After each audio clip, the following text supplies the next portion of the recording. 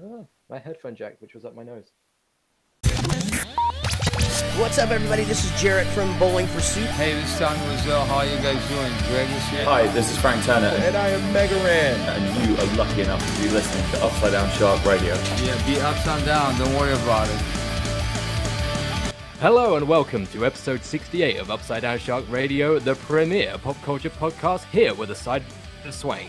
You can find us at youtube.com/Upside Down Shark or at UpsideDownShark.com or indeed wherever fine podcasts can be found, whether that be Apple Podcasts, Stitcher, TuneIn Radio, Castbox. We're all there just slumming with the best, chilling with the worst. You know, we're somewhere in the middle, I think, at this point. And joining me on this 68th of Upside Down Shark episodes is one Neil Upton. Hello, that's me. I'm Neil.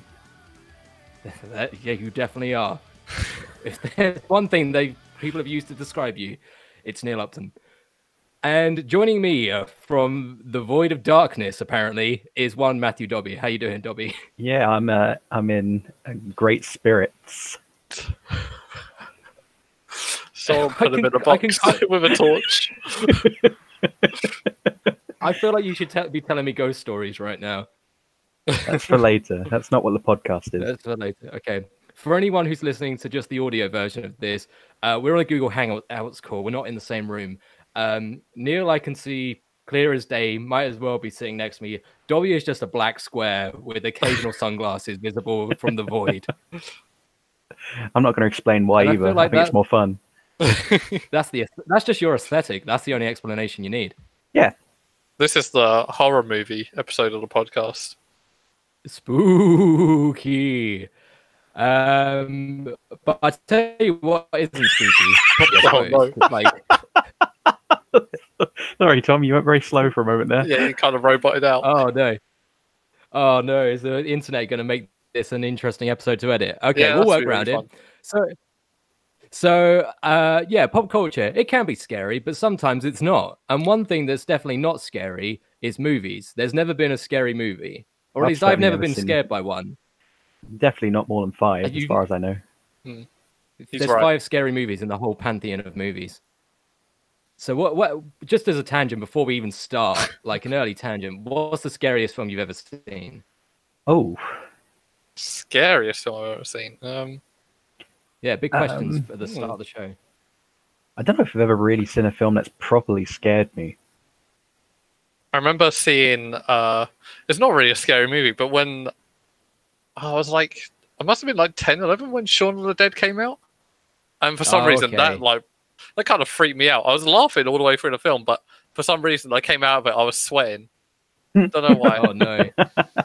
I tell you, it's the bit where Dylan Moran's character? Is it Dylan Moran in that, or is it someone else? Yeah, it's the bit where he gets like disemboweled. That bit I remember for years just being like, "Oh no!" Oh, is that where he gets dragged out the window? My age. Yeah. Is it Lisa or whatever? Just Liz's mate just ends up trying to save him with it, clubbing the zombies with her now deceased boyfriend's leg. So yeah, that screwed me up for a bit, but.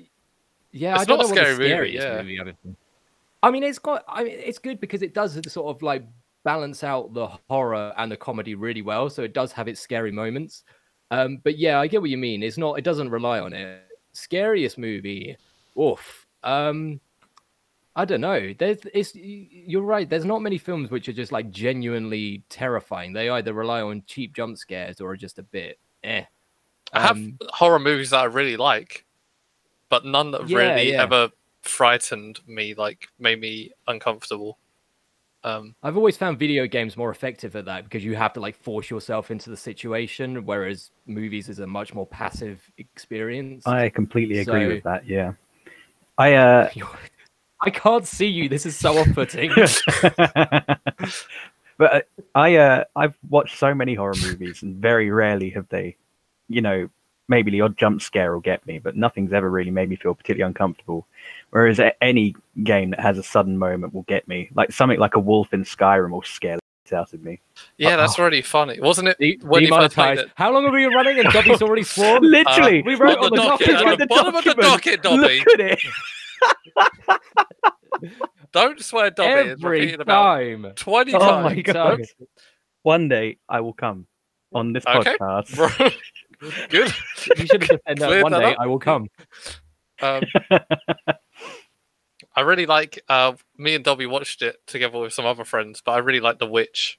Yeah, I didn't really The care. for from- the Vivitch. The Witch, yeah, from 2015, 2016. That's like one of my. About That's that, definitely yeah. one of my favorite horror films. Probably up in my like top 20 at least. And It Follows. haven't That's seen another that. really good horror.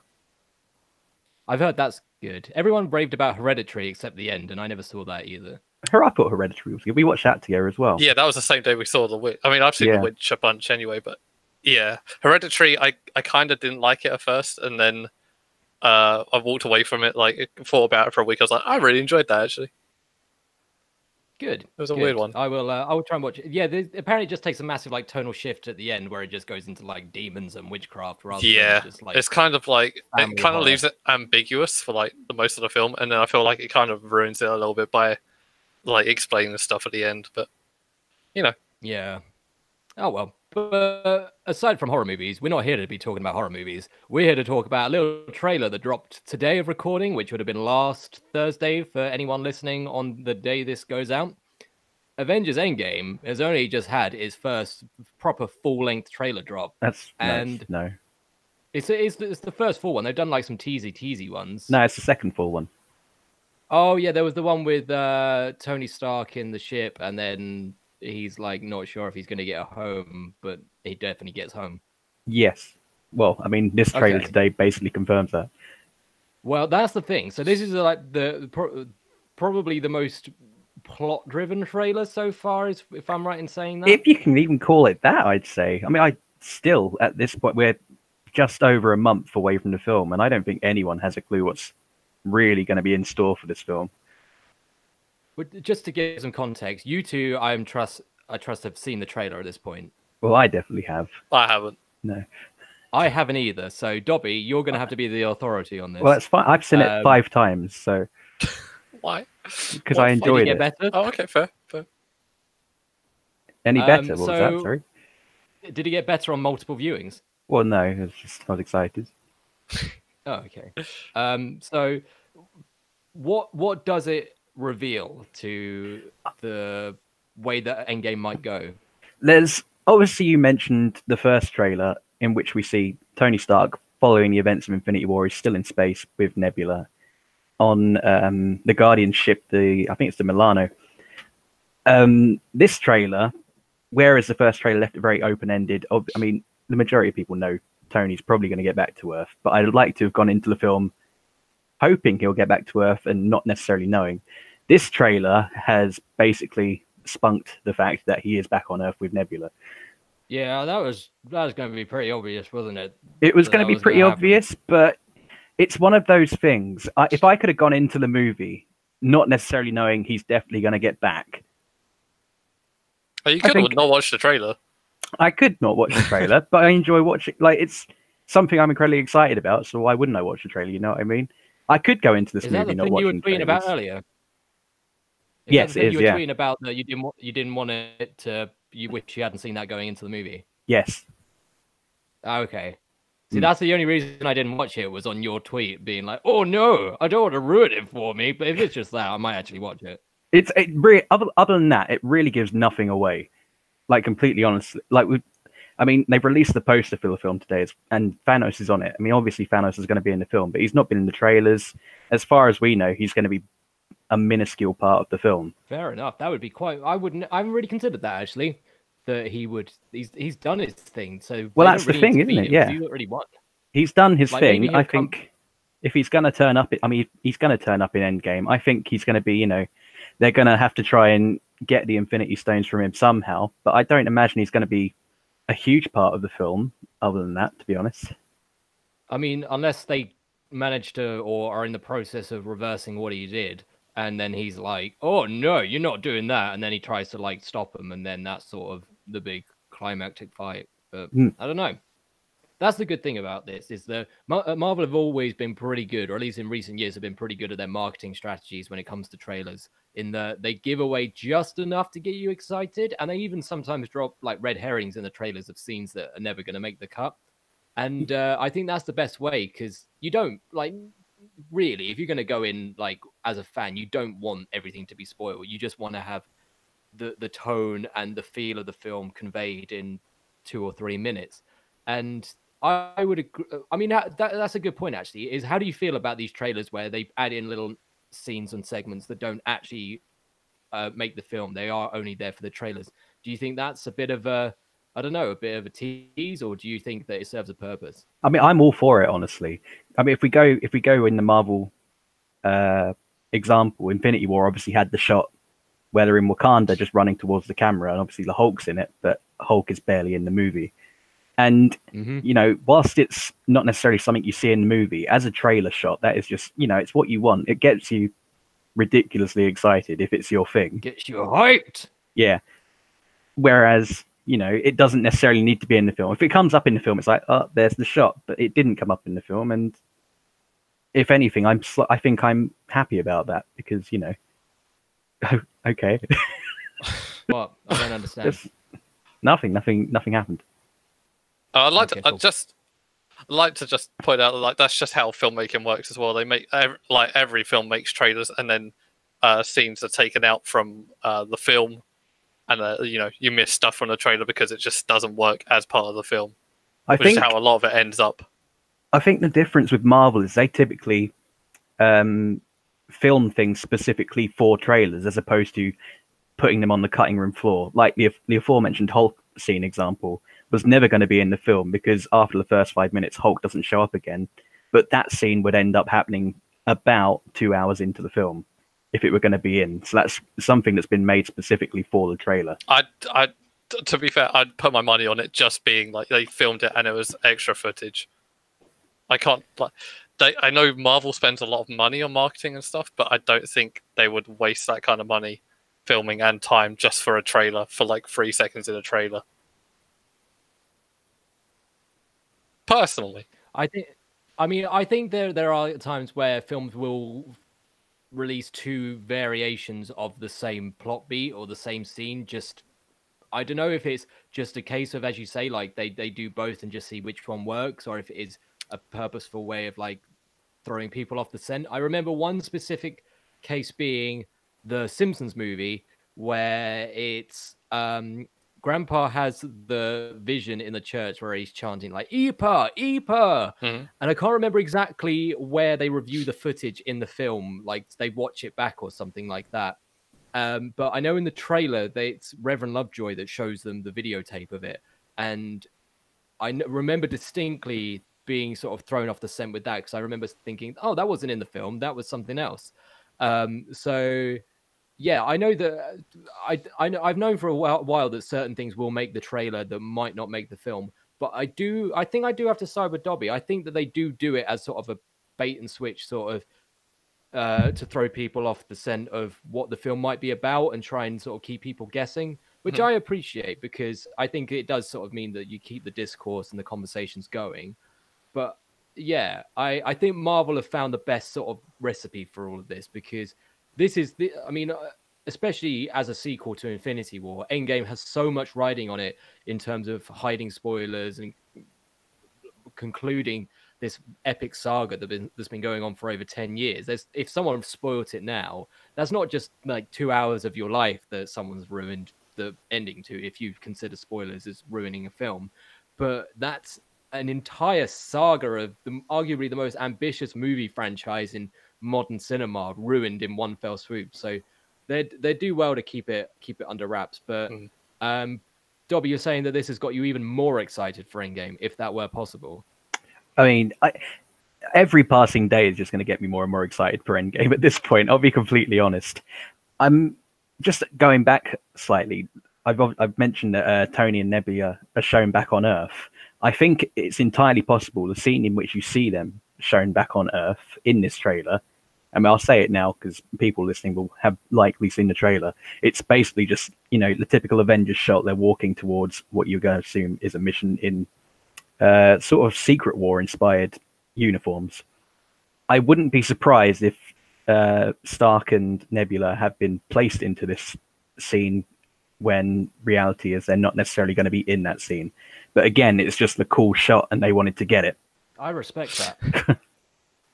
When's Endgame out? April 26th. Is that a Ooh, Friday that's not or long. That's a Thursday, I want to say. Oh no, it's a Friday. Yeah. Is it a Friday? We'll Yeah. probably get it April 25th then. Are you guys going to do the midnight screenings? I'm inclined to do so.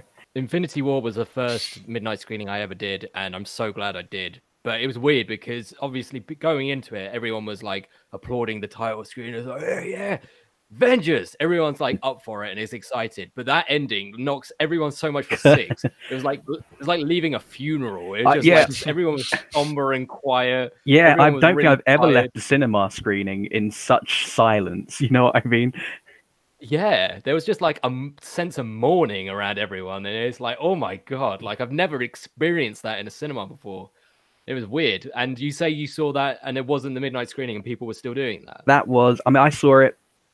The first time I saw it would have been about midday, the day after it came out, and it was still a pretty packed cinema, and it was still dead silent, middle of the day. People were probably about to go and have lunch or whatever, or probably dinner. The time it was over. I saw it. I've never known a film to do that. I saw it with my sister and her fiance for the first time they'd ever seen it. And when it finished, my sister turned to me and went, "Did they just die?" Which I thought was quite funny.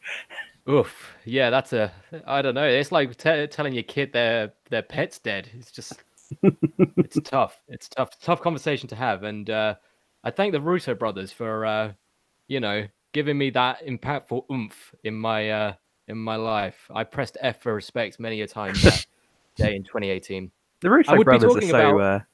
sorry, Tom, but the Russo brothers, just I want to say, they've got such a good career behind them. I mean, they've done several Marvel movies at this point, which have all been great. They've directed Community episodes, Arrested Development episodes. They're just really good. What I was going to bring up. Was it really? We're going to be talking about some of their earlier work later in the show. But yeah, Endgame, I think it's already well on track to being our film of the year, and I haven't even seen it yet. No one has, but all the signs are pointing to it being the 2019 Sharky Award winner for Best Movie. Its predecessor was the one for 2018, so it's got some big boots to fill, but I think it can do it. I do just want to say, I don't think it's going to be as good as Infinity War. You think? I don't think it will be. What makes you say that? I think... Here's the thing. Infinity War genuinely was what all the films have been building to. It was the Infinity Stones. It was Thanos. This is... To me, this is something of a... Not necessarily a conclusion as such. It's more what comes after the final battle, if you know what I mean. Obviously, I imagine there's going to be massive stuff that happens in this film, but I think the true popcorn excitement, this is amazing, was Infinity War, and I think this is going to be more of a gut punch and emotion fest than and an epilogue, action film. One might say. Yeah, that's the word I wanted. Epilogue, yeah. Interesting. Yeah, it's difficult to say how they're going to go with it, because they could go around like the whole everything's just going to blow up all at once sort of thing. But I would agree that I think it'd be more effective as a sort of maybe a slightly more refined, nuanced, emotional ride, rather than, as you say, just like explosion of minute popcorn flick. Yes. I don't know. It's gonna be really tough for them to top Infinity War, but if anyone can do it, the Russos with Marvel money behind them. I'm so glad that they've kept the same sort of team between the two, so that they're going to be hopefully quite congruent. But we shall see. I will be as long as I'm around and I'm available. I am most certainly going to go to the midnight screening for this, because just the excitement around the whole process. It's so addictive. Like it's almost, I know you guys don't watch wrestling, but like staying up to watch wrestling when you're a little bit drunk on sleepiness, it's the same sort of vibe. You're just like, oh my God, anything could happen. And I'm sleepy and high on energy drinks. And I live for that. I feel like it's what being on cocaine feels like. And I'm too scared to do cocaine, but I'm not too scared to watch Infinity War or in Endgame. So it's the next best thing. Chop it up, chop it up, chop it up. So video game news. Speaking of chopping up, I wish I had my sword thing from Halo. What's it called? I can't remember. No. And Was it's it- the thing that the elites have. Why can I not remember? I don't know. Lightsaber. The Beam lightsaber sword? from Halo. Beam sword? I don't think it's a beam sword. Can can't someone remember look this up quickly? Yeah, Dora, I'll do... restart the Someone quick segment. check. Basically, Master Chief Collection is going to be available on PC, but not just PC, but Steam, which is quite surprising given that Microsoft have been pushing their game store on PC Yeah, it's quite hard. just the energy sword. Just the energy sword. There you go. So or plasma sword, yeah. We'll chop up the segments with our plasma energy sword. But yeah, so the entire Master Chief Collection will be available on PC very soon through the Steam store or the Microsoft store. This will include Combat Evolved Anniversary Edition, Halo 2 Anniversary Edition, 3 and 4, ODST, and most excitingly of all for me, Halo Reach. The best Halo game. Reach was Yeah. sick, man. Reach is the best Halo game, hands down. I will fight a man who says different. It'll give me like want to challenge that? No, I really like Reach. Like, I think that must have been the last one I played actually. It's the last one I played in 4 because 4 was a bit rubbish from what I remember. But yeah, I love the Halo games. They're some of the first-person shooters I remember playing back on the original Xbox. And yeah, it looks like that they're going to scale them up so that they can work in 4K and with optimized PC displays, which means that they will look buttery smooth. And yeah, it's quite a shift in change for for Microsoft to be letting their games go on Steam, especially like their first person IPs. Anyway, yeah, their own games to go on a different competitor's store. But I know Phil Spencer tweeted something like that basically alluding to wanting gamers to be able to play everything on anything, which he's such a cool dude, Phil Spencer. He seems like he's got a proper head for gaming and what the gamers want. Do you think he's a bit miffed that PlayStation have better exclusives? I know. It's the thing is, if he'd been around for the Xbox's launch from the start, I think he would have meant that. I still think PS4 would have stolen the show and it would have run away with it. But I think they could have had a much more even footing at the start. I think there was too much catch up. And they've done so many cool things since he's took over. Like, I'm a big fan of Game Pass as a concept. I hope that gets rolled out more and more. Yeah, And, they're allegedly supposed to announce the discless Xbox One, weren't they? Xbox One X. The dickless Xbox One. The dickless Xbox One X. And they never did announce it at this Xbox Inside event thing. But that'd be one of the big things for me if they did have it. Like, so if you just buy Game Pass for it, I think that'd be really, really easy, a really fun way of just playing games. Are Microsoft still at E3? Pass. Sorry. Yeah. I don't know. Like, one of the few people that still are. I can't remember who pulled out. Yeah. I know Sony have pulled out. Oh, have they? I don't remember reading that. But, yeah. Nintendo haven't been there for a while, have they? Nintendo kind of have like a weird presence there, where they have stuff there, but they don't do their press conference there. They just have the whatever they call them, direct. Yeah, the directs. Which I think that's the way that most companies are going now. The whole E3 Comic-Con formula is kind of a bit outdated, particularly when you can just watch anything online instantly. When it was like you had to go to these places for the first sneak peek and you were the first people in the world to see this thing. It was a bit more of a special occasion, but now they might as well just stick everything online. But yeah, so Master Chief, on collection on PC is very, very good. I may be very inclined to get Reach because you can't get that on console. Well, current gen consoles at the moment.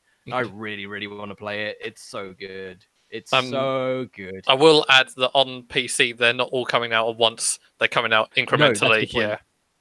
Yeah, which is they said that this is to basically make sure that every game comes out as good as it can be, because the online launch of the Master Chief Collection of all 4 games on Xbox One was awful. It's only now just about playable. And once you're like a week or two into a game's launch, and if you haven't got the online fan base sold by that point, you're basically playing catch up, and you may never recover. So I can see an a la carte model working much better for them. Plus, it means that when they release games, they can get them featured on the Steam homepage one by one, which means they just get more exposure as well. So I think it works for them. It works for the gamers as well. If it means that each game comes out polished and finished, which would be ideal.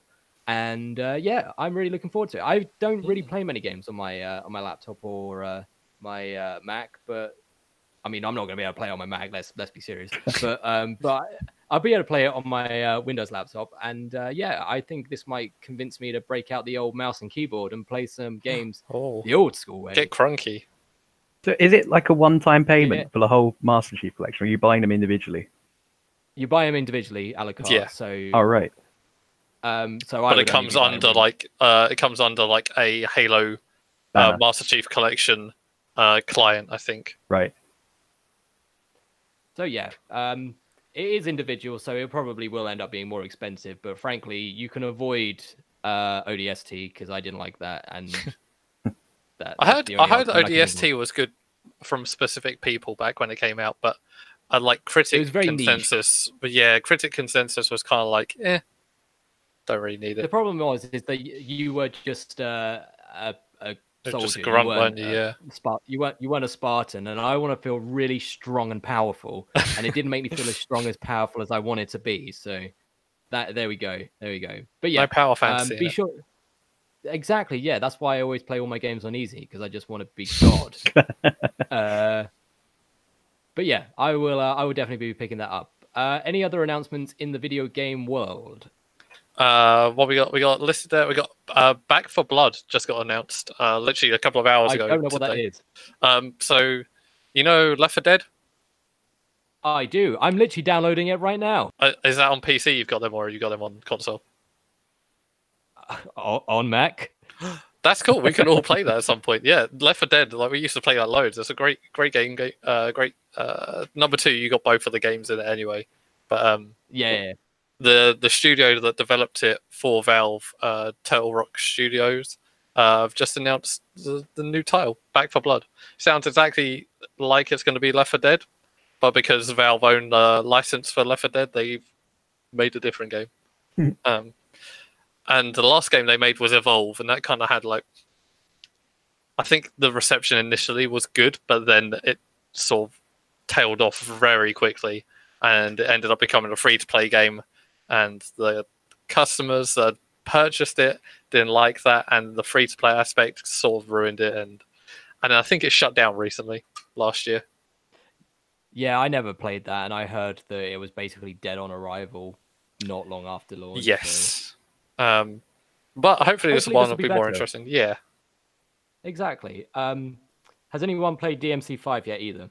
No, I put it in there because I'm like really excited to try it because I like those style of games. I like Capcom's been on good form with their games last year, but I've been playing the Devil May Cry HD collection, and it's really fun still.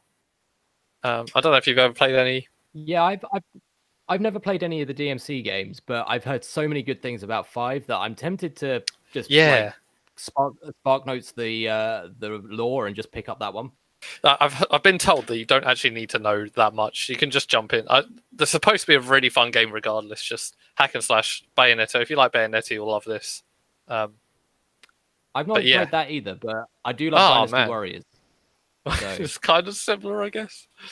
In some respects. That's the only big hack and slash game I think I remember playing in the past 15 years. So, but I've finished Devil May Cry 1 yesterday, and it was like 4 hours long. It was not difficult, but it was good. I recommend it. What generation console did that come out for? That was on the PS2. That came out like 2003, I think. Okay, I thought it was older than that for some reason. No way. I thought it was PS1. No, it's not that old. It might be like 2000 or something actually, but I remember having that on the PS2 and don't remember how far I got, but I didn't get very far because I played further than it in about the first hour that I did this time round, and this time I finished it. But yeah, I recommend it. Number 5 is supposed to be really good. Probably I can't recommend it obviously, but I recommend it. You can't. Okay, I can't recommend it because I haven't played it, but I do recommend. Yeah, but I recommend playing it. Cool. Exactly. BAFTA, video game BAFTA announcements. There's loads of awards, but should I just go for the Game of the Year or whatever they call it, best game?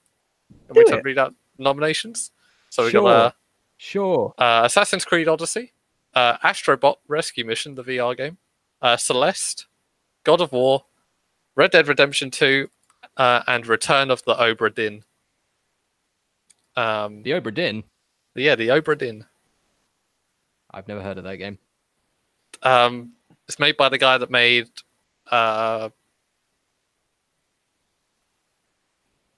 Papers, Please.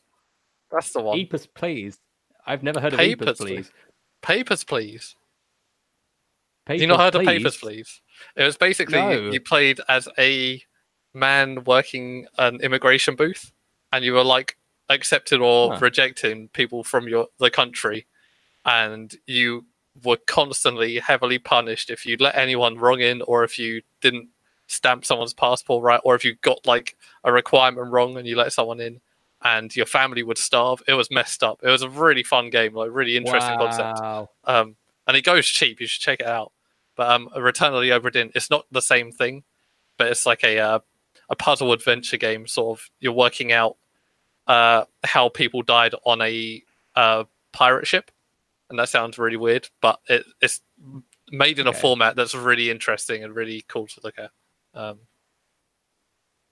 of all the ones there, I'd pick that personally, but I have a feeling. Really weird. What? Red Dead Redemption 2 is down for best British game. Yeah, it is. Really? Why? Yeah, Rockstar are British. Are they? Yeah, Scotland. At least, yeah, one of their major studios is British based. You got Rockstar's Leeds, Rockstar Edinburgh. I had no idea. Yeah, did you see? I suppose you didn't. Then there was a film a few years ago with Daniel Radcliffe about how Rockstar started, about how they made GTA 1. No idea. Literally no idea. Yeah, they're a British company. That's interesting. I mean, looking at that section, there's only 2 Point Hospital's in there, and my inclination would be for that to win best British game, because I feel like calling Red Dead Redemption 2 best British game's a bit weird. Yeah, I imagine like Red Dead was sourced all over the place is the thing. It's just because Rockstar is a kind of home territory company. It's no Ty the Tasmanian Tiger 2 Bush Rescue, I can tell you nothing that much is. right now. Nothing is. Absolutely nothing. It's got its own award, so I don't know what else you could say really. Roger Clark should win best performer as well. Is that for Arthur Morgan? Oh, I thought he was the voice of Ty the Tasmanian Tiger. No. I think there was like 3 people from God of War in that one. Yeah, 3. There's Christopher 4, Judge, in fact. Danielle Bisutti, Jeremy Davis. I think odds are Kratos will win it. Do you reckon? Yeah. I feel like if I want a Red Dead win at all, I think Roger Clark deserves it, simply because the journey of Arthur Morgan is just an incredible, as far as I'm concerned, from the start to the end, and he goes through, tuberculosis and all these sorts of things. It's just a massive and very well performed thing. Kratos has a son. So does Arthur Morgan, but actually, but I'm just saying, that's just all I know.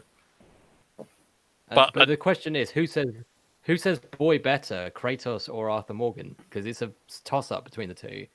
You've got boy and boy. My vote is for Arthur Morgan. I would also vote Arthur. I don't know. I'm guessing when Arthur Morgan says it, it's probably racially inclined. No, I don't know. He's typically talking to his horse. Yeah. Oh, okay. It's just because cowboy times. Wow. Where is your mind, Neil? I think actually, if there's one thing about, well, it's not if there's one thing. Arthur Morgan, certainly, I mean, obviously it's a video game, but for a character of his time, there's no racial bias in there at all.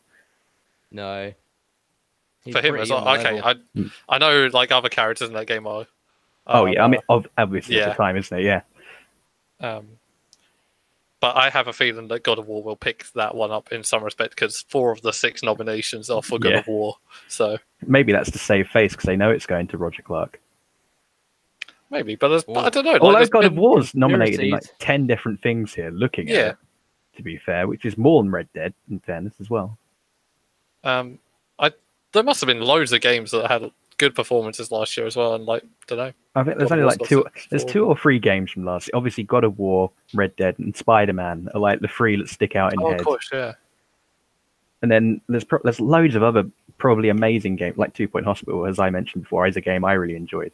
But I forget about them because it's those 3 big ones from towards the end of the year just sort of stick out. Actually, God of War was earlier in the year, wasn't it?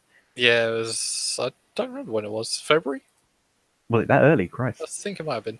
I think you're right, actually. I think it's been about a year, so... Wow. Time flies so fast. I hate time. But I tell you what I do love. Our track of the week. Segway. Track of the week. Segway. I see. Segway. I like how we do it because we're a lot more civilized and refined than Craig's. Just track of the week. Craig gets very He does every excited, and week. I'm just like, we're just very civilized. We're just like, yes, it's time for a track. You can't see it, but I've got a whole glass of cognac underneath the camera, so we're going to do this right. Track of the week comes from... I've got to get this right, because it is a made-up word. Athanasia with Cyclops Lord, My Will Is Done, which I think is arguably the best name of a song ever. Like, It's definitely a good one. I hadn't actually looked at the title of the song, I must admit. I'd listened to it, but didn't look at the title. How can you look at... Well, I just clicked. Just I listen clicked to the it. link, and I was like, "Yeah, that's track of the week." And I didn't even think about it. But on the link, I put the title of the song. I know. I just saw blue writing. I was like, "Click." Well, that is the universal language for a link. No, this is Athanasia with Cyclops Lord, My Will Is Done. They are a 3-piece comprised of former members of Five Finger Death Punch Really? and the Murder Dolls. Yeah. Oh, really? So, I yeah, know they've both got those some names, rock, actually. they got some rock pedigree in dem jams. That does explain the And- sound, actually. Yeah, well, I just Headphones. have such a thing for three pieces. Like 3 pieces is just such a cool It's idea. exactly There's the no right amount of waste, chicken. there's no fluff. 3 pieces of chicken is all you need. No fluff. And on that note, I'm sure Athanasia would agree. And in that, again, that vein of thought, Athanasia's new song, Cyclops Lord, My Will Is Done, is now playing in your ears. Check it out.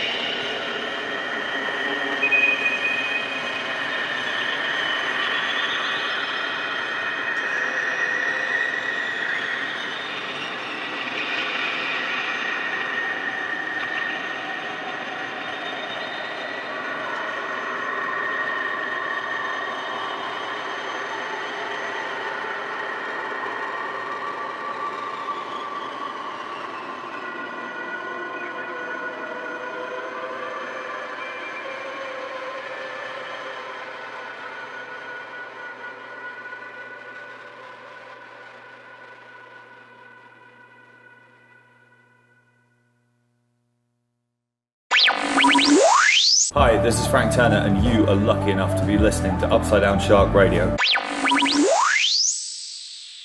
And that was To be at the very Athanasia. start. I got Lord, my will is done. Make sure to check them out at their social links. We'll put the description in the comments below.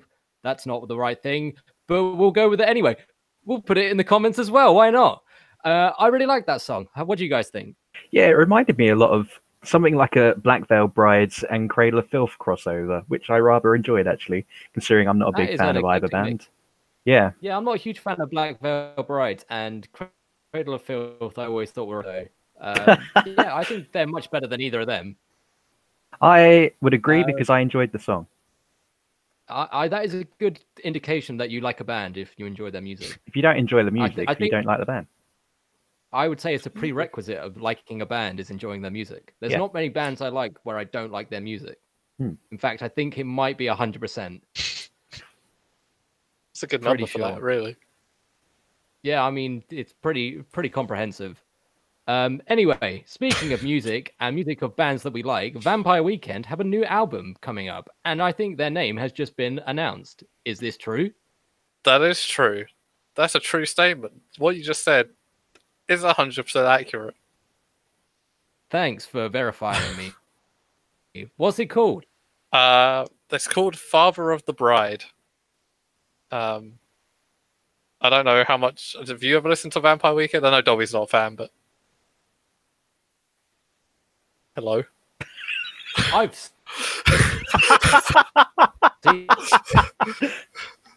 seen. Tom's dying. Oh, It's our isn't that podcast now. Father of the Bride. a film? Um, Seen them? yeah, a good film. Steve Martin. Wait, yeah, that is that one, isn't it? That is the Yeah. one, yeah. Yeah. Father of the Bride. It's coming out May 2nd, I think. Yeah, they've already released 4 singles from it. Sounds good. I really like them. All right. Okay. Do they talk about me and my cousins and you and your cousins still? Yeah, sometimes when they sing that song from that second album. That's A-Punk, isn't it? No, that's you're singing Or is it a different Cousins. song? Is that the name of the song? That's the name of the song I called dropped my Cousins. toothpick. I dropped my toothpick as well. This is just Oh, turning no. into an embarrassing thing for me all around. Good job I got more. They announced a tour as well. It's coming to the UK. They put up tickets for a different show for London that was going to be next week, and I tried to get them this morning, but it was at Islington Assembly Hall, and that's like an 800-person venue, and they went instantly. Really annoyed at that. And then I That's a found good out an hour venue. later. Sorry? That's a shame. That's a good venue. Yeah, because that's where you saw Haim, wasn't it? It is, yeah. Yeah. I've never been there. No, I haven't either. That's why I really wanted to get tickets for it. But yeah, no luck. And then an hour later, I found out they were doing like a tour in November. I was like, oh, now I don't feel as annoyed. Where are they playing in London? Ali Pally. Oh, really? Yeah. Prize. So I'm going to be running up Good that venue. hill. Good venue. Oh, I love Ali Pally. Ali Pally's a great venue. It's just a nuisance to get to. Yeah. They normally do a whole bus there, though, don't they? For most They of the do, gigs? but it's like no one wants to get on a bus. Just going to walk it, yeah. In the rain or whatever. Cold, wet. When are they playing? Is it November? Yeah, November. Oh yeah, it'd probably be cold. Yeah. When did I see? Oh, I saw Lord there. That's the only time I've been to Ali Pally. I saw Lord there, and that was in like September, and that was freezing and that was wet. It was a good show though. I did enjoy it. The only time I've ever seen Lord is in the thank you note to one Ryan Upton. It wasn't even a thank you for having a birthday, Ryan. Congratulations, it's your birthday. There, that thing. The dedication, that's what I meant to say. I learned so much about New Zealand from that episode. I That's, think we all took something from that video, really. We did. Lord doesn't drink Fosters. She doesn't, yeah. No, she's too smart. She's too smart. This is a joke that's going to go over everyone's head. We'll link it in the description. Okay. Also, in music news, just quickly, Jamie Lenman has announced 2 shows following on from, I think it's 2017's Len Mania, his self-published, Festival, self-promoted festival day thing. It was really good. I was there for the first one. This is Len Mania 2. He's doing 2 shows in the lead up to 2000 Trees Festival, where they've basically dedicated a stage to the festival. And I will be going to the one in London, which is, funnily enough, the Islington Academy. So not the Assembly Hall, but the rubbish one. Yeah, I like that venue, Islington Academy. It's okay. It's all right there. It's just your sort of bog standard venue, but it's pretty close to St Pancras, so that's pretty handy. Yeah, exactly. So if you haven't seen Jamie Lenman before, I highly recommend it. It's a very, very good live show. He's one of my favorite musicians. He's incredibly raucous, isn't he? He's the thing is, he's incredibly raucous, but he's also as much a stand-up comedian as he is a musician, and plays them off so well with each other. I've seen him twice, yeah, and it's as much as I hate the word, it's the banter with the crowd just as much as it is the songs that really gets you about him. Dobby said banter. I mean, there's bands and there's banter, and he has bands. I would highly recommend it, whether you're a fan of sort of more acoustic-y, folky stuff, or just like balls to the wall metal. He covers everything, and so there'll be something for everyone when you go to his shows, and I would definitely recommend checking them out.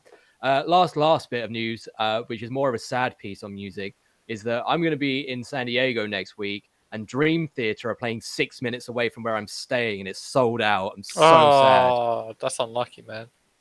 I really want to see Dream Theater and watch all those time signature changes, but alas, no time signature changes for Tom. How much are Dream Theater tickets?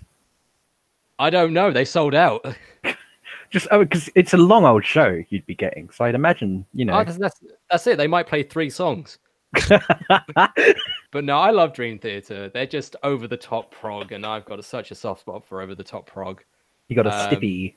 She's got a stiffy for prog. I do. I go prog hard. And yeah, so maybe I'll be able to get tickets on the door if I beg. It's only 6 minutes away from where I'm staying anyway, so I might as well try. Just like sneak in. If I go like shave my head and like grow a big beard, I might get in. But a reference. Yeah. No, it's just that they're keyboard players. That's nothing like Jamie Lenman. Their keyboard player's bald and he's got a big grey beard, and he sometimes wears a wizard hat. That's what I was going to do. Well, then, are they bald? One of them is. Yeah. One of them's called Jeff Beard and hasn't got a beard. Yeah, I knew that. I don't think it's actually Jeff Beard. I think I got the first name wrong. Yeah, it's Beard. It's definitely a Beard. He's Beardy. definitely called Jeff Beard now. If we ever interview him, we've definitely got to refer to him as just Jeff Beard. Beard. Name's John. Jeff Beard here. Anyway, so that's music. Just to wrap it up, TV news. At the time of recording, we are 1 day away, but 4 hours away from Arrested Development Series 5 Part 2 dropping on Netflix. I am very excited because Arrested Development is probably my favorite TV show of all time. Really?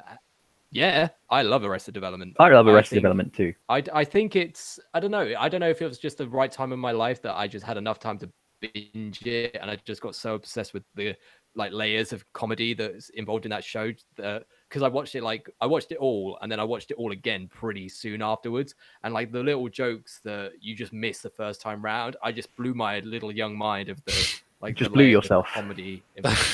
I did. See, that's a good joke that just runs through the whole thing, and it's so awkward to recommend Arrested Development to people, because if you just watch it on like base levels and like just try and get through the first sort of handful of episodes, it does seem as like just any other American sitcom from the early 2000s. It's one of those ones that just rewards so many repeat viewings, and you haven't really watched Arrested Development until you've watched every episode twice. There's a lot of movies like that, but I don't know many TV shows like that. But seasons 1 to 3 are definitely like some of the best TV of the last like 15 years. Yeah, like even now, I would quote that show on par with The Simpsons.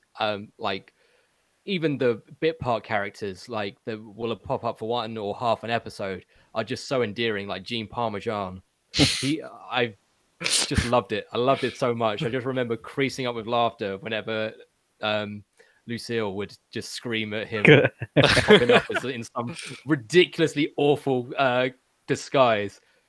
Oh, it's so good. And as you say, Series 4, when they rebooted it on Netflix, wasn't quite as good. They were really hindered by schedules.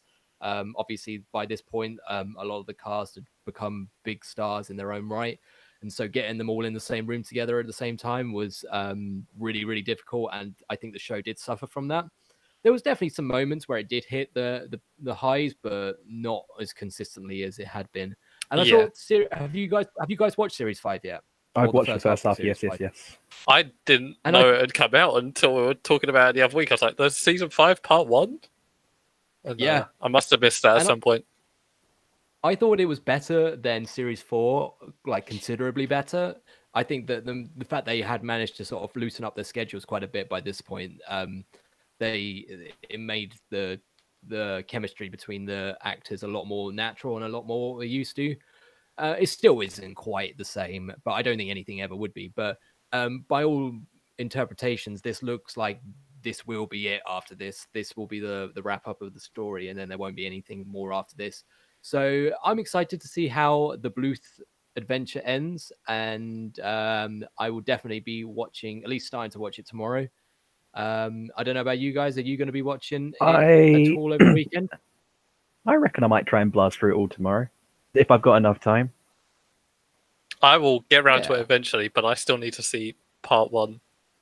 So You definitely do. It's only 8 episodes, isn't it? Each half, I think. Yeah. So it's just getting on top of it on hours. like Yeah, I've yeah. got so many other stuff in like my back catalogue and stuff. Who do you reckon did it, Tom? Buster. Michael. Nah, not Buster. Gene Parmesan.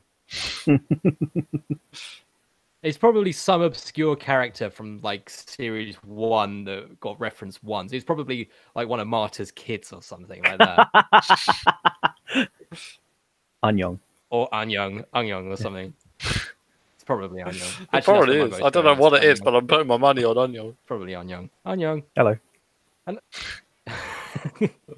Oh, and on that dated, somewhat racist joke, that's episode 68 of Upside Down Shark Radio. If you're still listening, thank you very much I'm for your patience. so sorry. Surprised we're still I'm here, very honestly. sorry.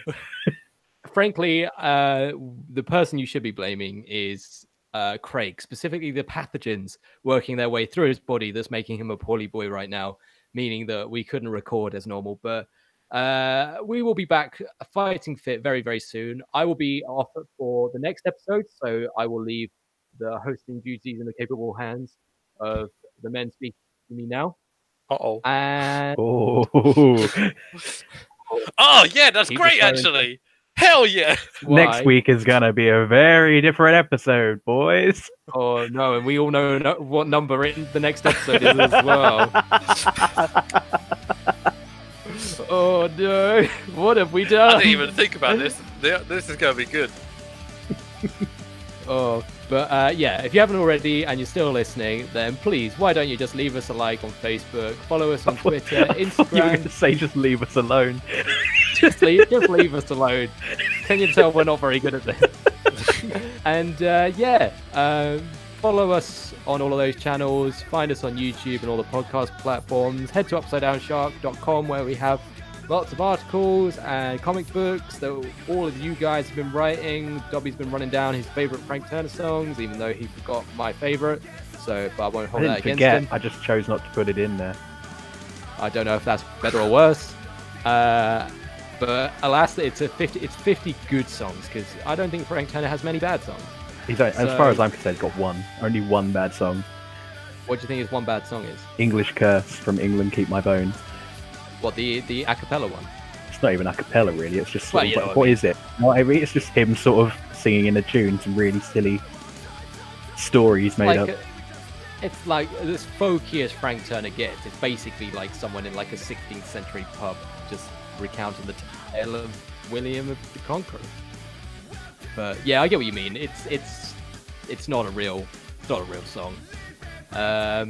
But yeah, the rest of his catalog is pretty much flawless. I didn't think Be More Kind was quite as good as his earlier albums, but You know what? I thought Be More Kind, like the year or so it's been out, but I've really enjoyed it. I was putting together my list and I expected so many more of the songs to be higher in my estimation. And I think I've ended up having to conclude that it probably is my least favourite of his albums as much as I love it. Yeah, well, that's the thing. It's like it's saying like it's the worst kind of pizza as much as Dobby loves pizza.